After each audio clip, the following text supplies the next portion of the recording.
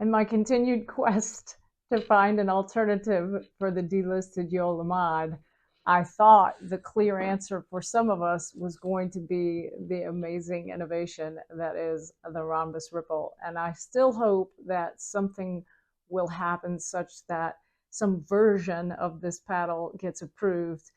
Apparently we've been saying delisted, but we're not even sure this production model ever really was approved. At any rate, I hope to see it again in the future, but for now, I had been playing with, as you'll see behind me, the 3S, which I thought was the closest thing to the Joola Mod alternative that is sort of legal, but it's not even USAP approved. So if you're playing in a USAP tournament, you can't really use the Joola Gen 3s. You'll have to wait until March when the Gen 4 Joola comes out. So I had been playing with what I thought was the next best thing, the Fuego, and I still love this paddle. It is a main in my bag. I've been playing with this for a couple weeks now since it came out, and it is a lighter 14 millimeter, not quite as hard hitting as the Mod, not quite as poppy. I'd still say it's my favorite in terms of a Mod alternative. However, I was playing the other day with the 3S, and I was playing against the Mod, and you know, even David, the owner of 11624, at one point in an interview had said, you know, when he's playing against mods, someone had asked him, if you couldn't play with your own paddle, an 11624 paddle, what would you choose? And he said, well, to be honest, I'm playing against a mod, I want a mod. At any rate, I was playing against a mod. So I was a little, I could tell my 3S wasn't as powerful as the Mod, and I'm committed to not pulling the Mod out of my bag. So I pulled out this Dwell paddle, the BURG Brawn. It is a 14 millimeter. At first it seems very similar to the Fuego, but the Fuego, I would say, is my controlled alternative because this BURG paddle actually hits harder than the 3S. I'm committed to that. I can tell that my power, I'm not going to say it hits as hard as a Mod, and I had a conversation with the owner.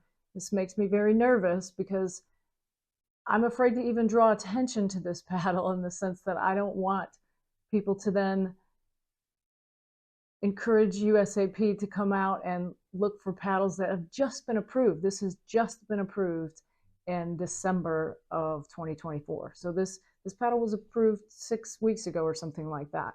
So it shouldn't be delisted, but it is the top of the power chain. When I talk to JJ and other people, you know, everyone's saying the 3S is the top of the power chain at this point. The legal, I guess, gearbox is the ultimate. And then the Proton Flamingo, which I think this is almost a clone to the Proton Flamingo in terms of power and touch. So there's a couple paddles out there that have about as much power as the 3S.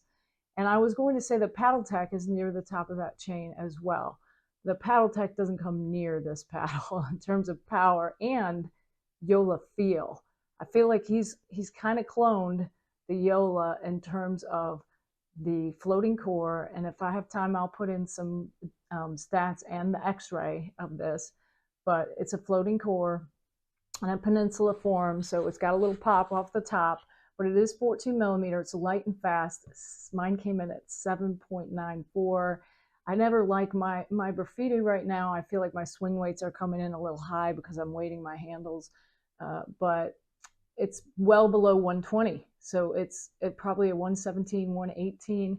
I saw somebody on the Discord say they had a BURG paddle that was coming in closer to 110, which is hard for me to believe for elongated like this, but it is very maneuverable for a elongated paddle. And I am putting, again, in all my elongated paddles, I am putting weight in the butt cap to make it a little more maneuverable. But this one is sold out, and I can see why. You can use the code DRPRICE at Dwell Pickleball. The price of this starts at $200, but his codes offer 25% off. So this, with my code DRPRICE, this is $150, which again is a great price for a power paddle. And what I want to do now is point behind me to show you, if you're just purely looking for power and the power spectrum, I would say this Dwell Berg is at the top of the chain, and the 3S is right behind it.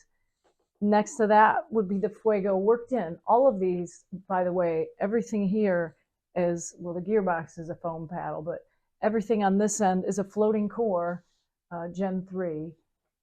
And they all are weighted, so you get a little more power with a little more weight, but also they're worked in. So none of these would I say pick up on the first day and you'll feel like you've got something close to even a 3S or a mod.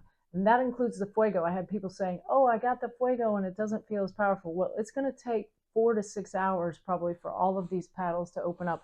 I am still working on opening up the Huarache X Power.